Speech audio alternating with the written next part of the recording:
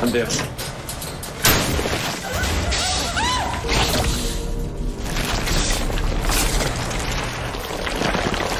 Hai guys, Balai Movie di sini.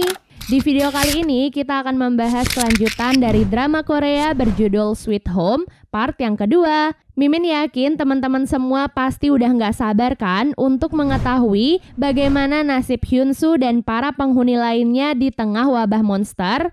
Tapi sebelum itu jangan lupa untuk like, komen, subscribe, dan nyalakan loncengnya ya guys. Tanpa berlama-lama lagi, yuk langsung aja kita ke alur ceritanya.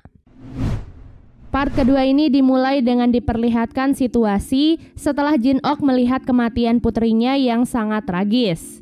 Karena hal itu, ia sangat bersedih dan menyalahkan Eun-hyuk yang selalu menghalanginya untuk keluar menyelamatkan putrinya. Eun-hyuk sendiri selaku orang yang dipercaya untuk memimpin di sana juga sangat syok melihat pembunuhan tersebut.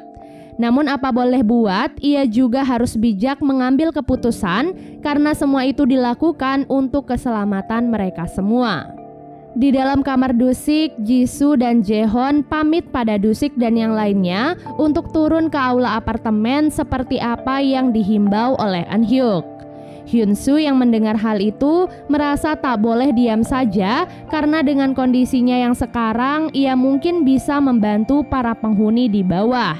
Alhasil, Hyunsu, Jisoo, dan Jaehoon pun pergi ke aula apartemen, sementara Dusik, Myungsuk, dan anak-anak bertahan di dalam kamar Dusik.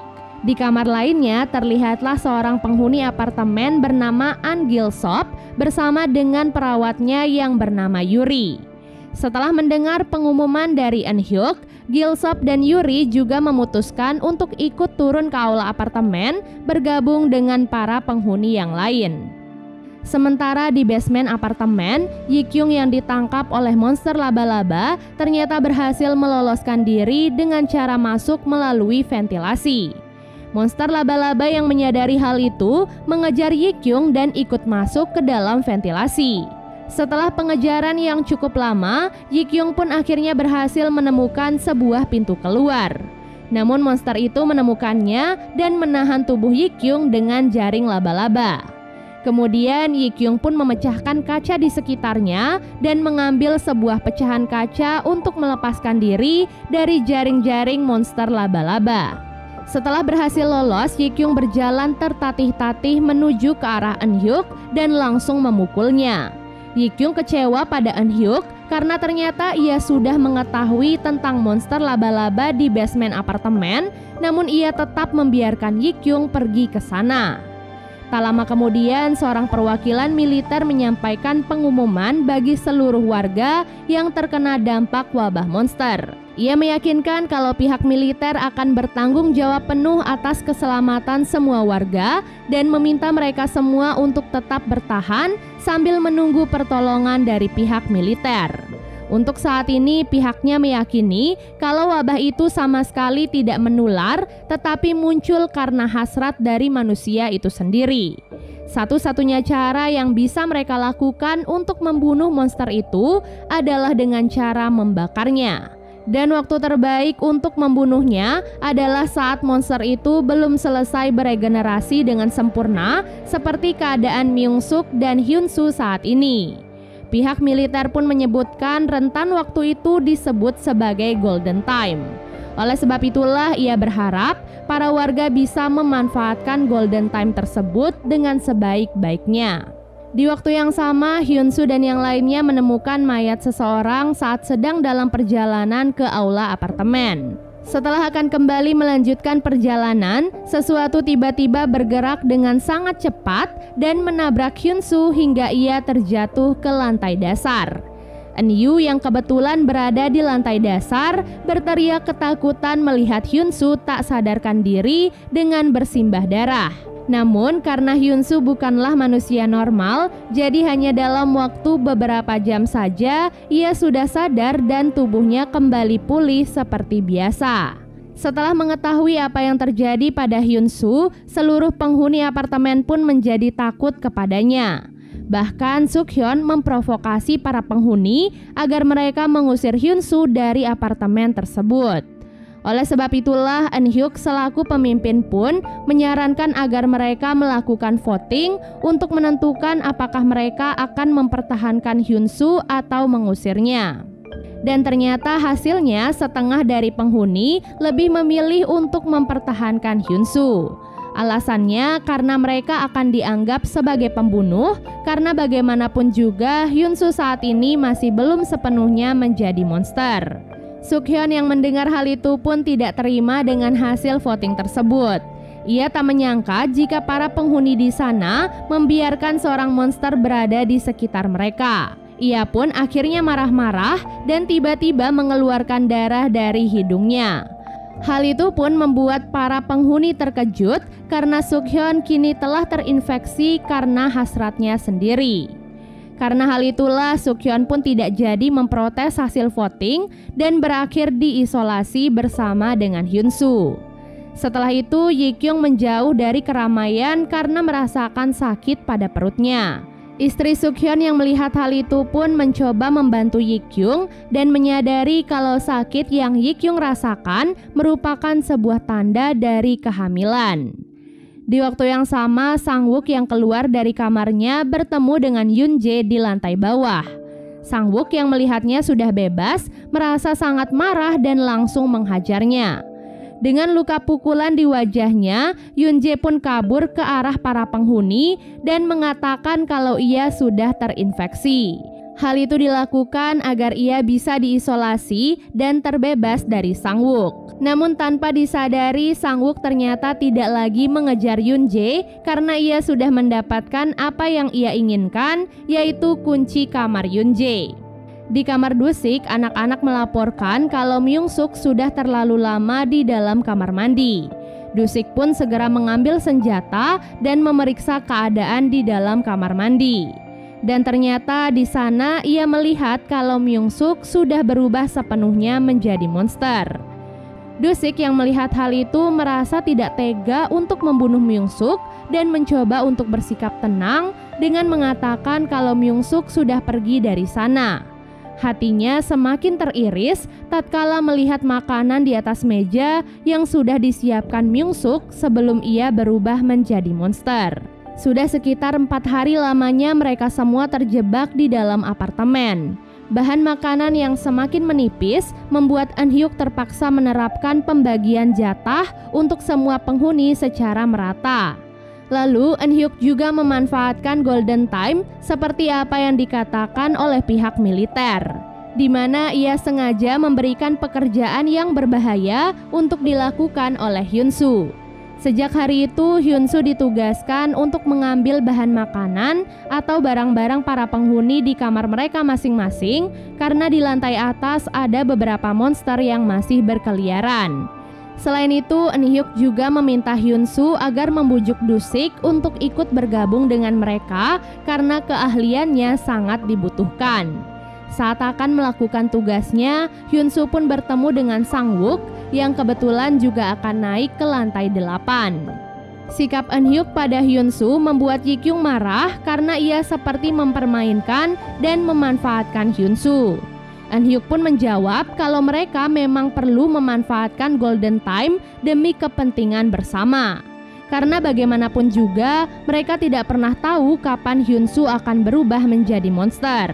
Eun Hyuk juga menunjukkan sebuah blog dari akun bernama Kru yang membahas beberapa hal tentang virus tersebut, di mana Kru menuliskan kalau virus itu tak bisa dihindari atau diobati seperti sebuah kutukan.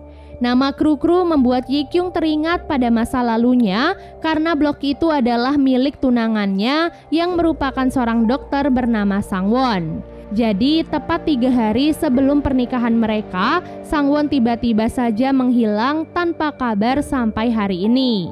Oleh sebab itulah blog Kru yang berisi informasi tentang virus itu dengan kasus kehilangan Sang Won merupakan sesuatu yang sangat janggal bagi Yi Kyung. Sementara itu, Hyun Soo dan Sang Wook terkejut dengan kebakaran yang terjadi di lantai atas. Di sana, monster lengan panjang menangkap Sang Wook dan monster lari cepat juga menyerang Hyun Soo. Beruntung Hyun-soo berhasil terselamatkan karena sebuah anak panah berapi mengenai tubuh monster tersebut. Ternyata orang yang telah menyelamatkan Hyun-soo adalah Gil-sop dan juga Yuri. Tak hanya itu, Yuri dan Gil-sop juga sengaja membakar ruangan di sana untuk membunuh semua monster yang berada di ruangan tersebut. Kemudian Sang-wook ditemukan pingsan tepat di samping monster tangan panjang yang sudah tewas. Dan yang mengejutkan adalah monster tangan panjang itu ternyata telah mengumpulkan begitu banyak mayat manusia di dalam sebuah ruangan. Di samping monster tangan panjang terdapat sebuah catatan miliknya yang berisi sebuah penyesalan karena tak bisa menyelamatkan anaknya yang dibunuh oleh monster.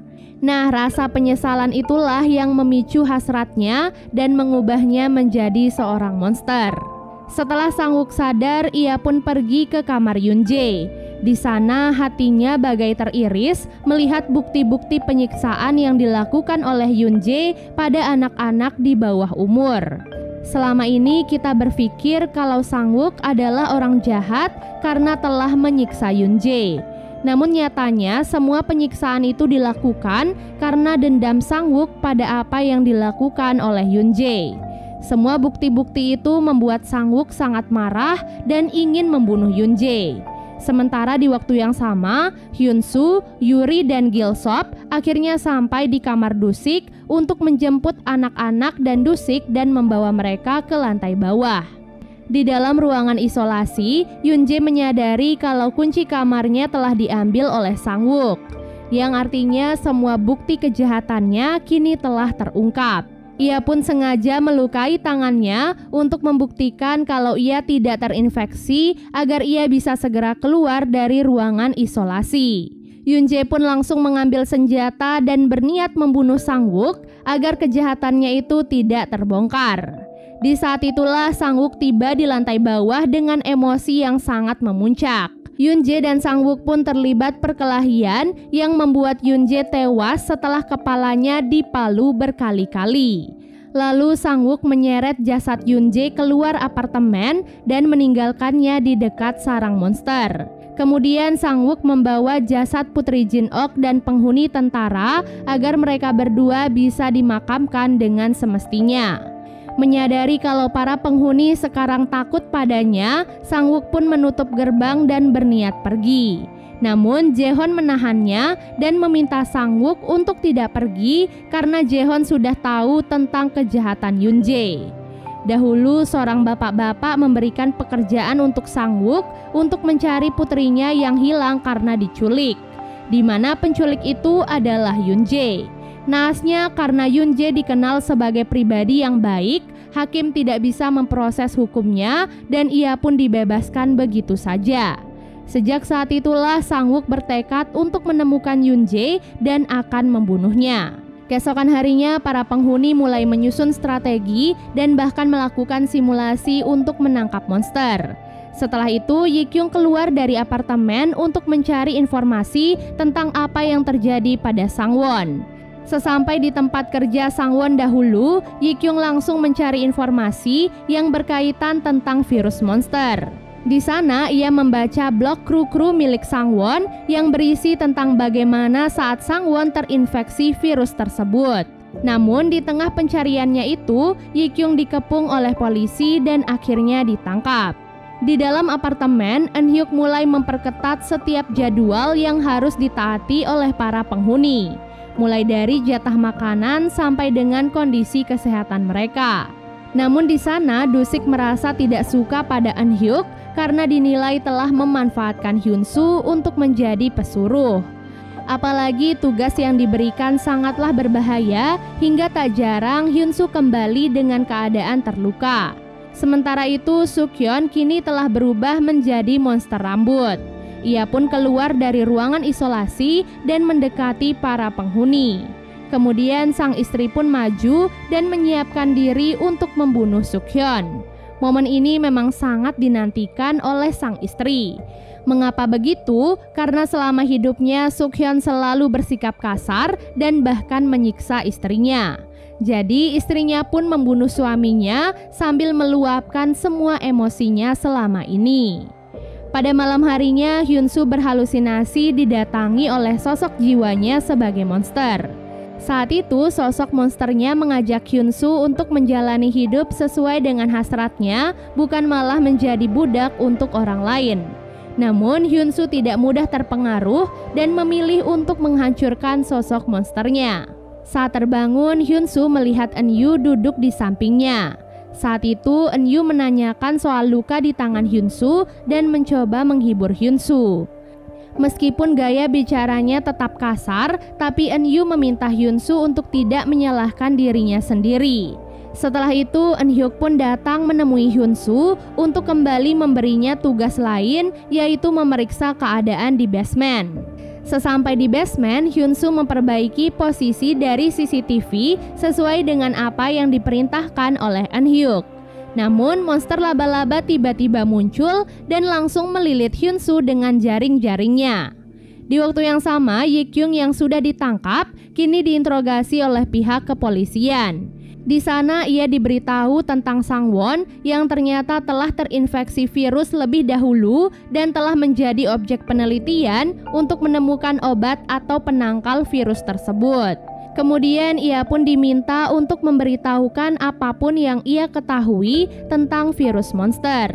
Karena ia tahu kalau ia pasti akan dibunuh setelah mengatakan semuanya, ia pun mencoba membuat kesepakatan dengan pihak kepolisian, di mana ia akan memberitahu polisi tentang keberadaan seseorang yang sedang mengalami monsterisasi yang memang saat ini sedang sangat diincar oleh pihak militer. Di mana monsterisasi sendiri adalah fase sebelum seseorang berubah menjadi monster. Dan orang yang dicari adalah Hyun-soo. Di basement apartemen, sebuah monster lumut tiba-tiba datang dan menyelimuti tubuh Hyun-soo yang terikat oleh jaring monster laba-laba. Di saat itulah Eun-hyuk, Sang-wook, Jisoo, dan Jae-hon datang ke basement untuk menyelamatkan Hyun-soo. Di saat mereka sudah mulai mendekat ke arah Hyun-soo, monster lumut tiba-tiba bergerak menjauh dari tubuh Hyun-soo. Sementara itu, Dusik yang sedang memantau dari CCTV terkejut saat mendengar pergerakan dari arah ventilasi. Tak lama kemudian, salah satu anak berteriak karena sedang dikejar oleh monster laba-laba. Dusik pun bergegas mengayuh kursi rodanya untuk menyelamatkan anak tersebut. Ia pun langsung menembak monster laba-laba dan bergegas kabur menjauhi monster tersebut. Namun sayangnya Dusik kesulitan mengendalikan dirinya dan akhirnya ia pun terjatuh. Beruntungnya monster laba-laba itu tak bisa mendekati Dusik karena terkena jebakan tali. Meskipun tak bisa menangkap Dusik, monster itu berhasil menangkap Soo-young yang membuat Dusik merasa sangat bersalah. Di waktu yang sama, setelah berhasil menyelamatkan Hyun-soo, Jisoo tiba-tiba mengalami sakit di bagian perutnya. Ditambah lagi, monster cepat juga muncul di basement dan bersiap menangkap mereka semua. Dan part kedua pun akhirnya selesai. Akankah mereka semua bisa selamat dari basement? Dan bagaimana nasib Soo-young serta Dusik? Semuanya akan terjawab di part selanjutnya. So, jangan lupa nantikan part terakhirnya ya. Semoga teman-teman bisa memahami alur cerita kali ini dan sampai jumpa. Bye!